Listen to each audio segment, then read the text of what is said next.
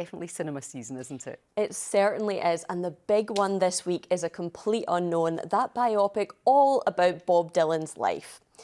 And Edith Bowman was on the red carpet at the London premiere where she spoke to the film star Timothée Chalamet. We got a feeling we were getting a glimpse of the future. A tremendous artist, Bob Dylan, someone I look up to hugely.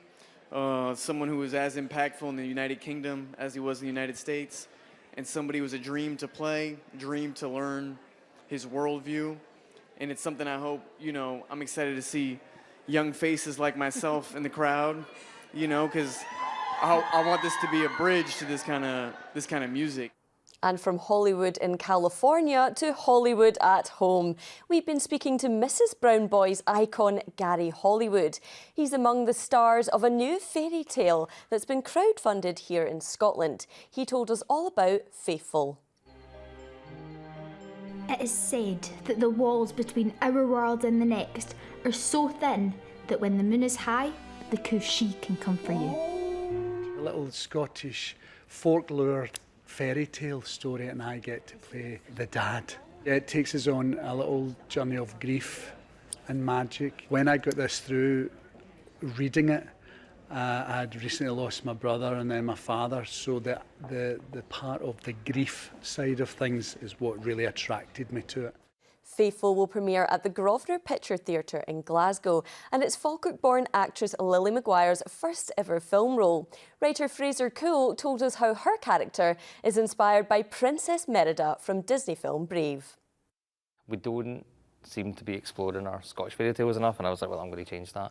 And I just had this idea in my head of this like magical green leafy fairy dog and a young girl who looked at Merida, and then Lily came along. Yeah, I get that a lot.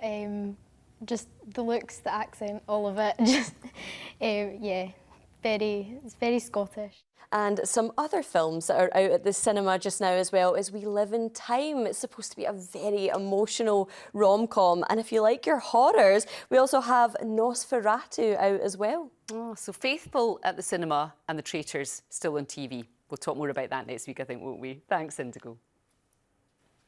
It's going to be so chilly out there this weekend, which means it's the perfect excuse to stay indoors, get cosy and catch up on some box sets. And I've got some great recommendations, and there's a bit of a theme. They all have a Scottish angle.